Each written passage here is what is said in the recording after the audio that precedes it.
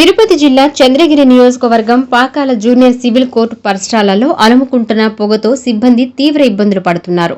Plastic వ్యర్థాలను పంచాయతీ సిబ్బంది ఇక్కడ డంప్ చేసి నిప్పు అంటించడం ద్వారా భారీ ఎత్తున పొగ కమ్ముకోవడంతో కోర్టు సిబ్బంది మరియు అర్జీదారులు న్యాయం కోసం వచ్చేవారు ఊపిరి పీల్చుకోవడంలో సతమతమవుతున్నారు. ఈ సందర్భంగా న్యాయవాది గౌరీశంకర్రాజు, రాయల్ మోహన్లు మాట్లాడుతూ చెత్తను కాల్చడం వల్ల గాలి కలుషితమై శ్వాసకోశ సమస్యలు తలెత్తే అవకాశం ఉందని అన్నారు.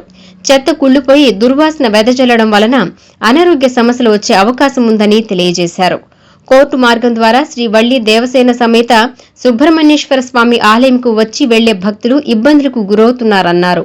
ప్లాస్టిక్ వ్యర్థాల వల్ల విష వ్యర్థాలు, బయోమెడికల్ వ్యర్థాలు నేరుగా పర్యావరణంలో కలవడం వల్ల అంటువ్యాధులు వ్యాప్తి చెంది ఆరోగ్య సమస్యలు వస్తాయని తెలిపారు.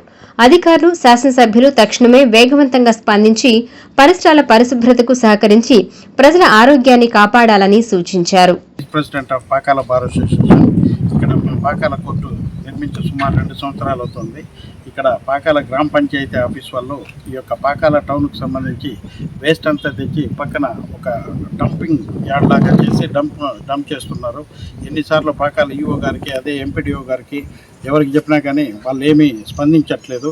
ఈరోజైతే పూర్తిగా ఆ యొక్క డంపింగ్ యార్డ్ని పూర్తిగా కాల్చేసింది, అంటించిన దానివల్ల మొత్తం పొగంతా స్ప్రెడ్ అయ్యి చూడండి, మీకే తెలుస్తూ ఉంటుంది. టోటల్గా ఓవరాల్గా ఇక్కడ మొత్తం కూడా టోటల్గా బిల్డింగ్ చుట్టుపక్కల కూడా పూర్తిగా ఈ యొక్క పొగ అంతా కవర్ అయిపోయి కనీసం ఇక్కడ వచ్చేటటువంటి జనాలు కూడా క్లయింట్స్ కానీ అదేవిధంగా లిటిగెంట్ పబ్లిక్ వాళ్ళందరూ కూడా చాలా ఇబ్బంది పడుతున్నారు.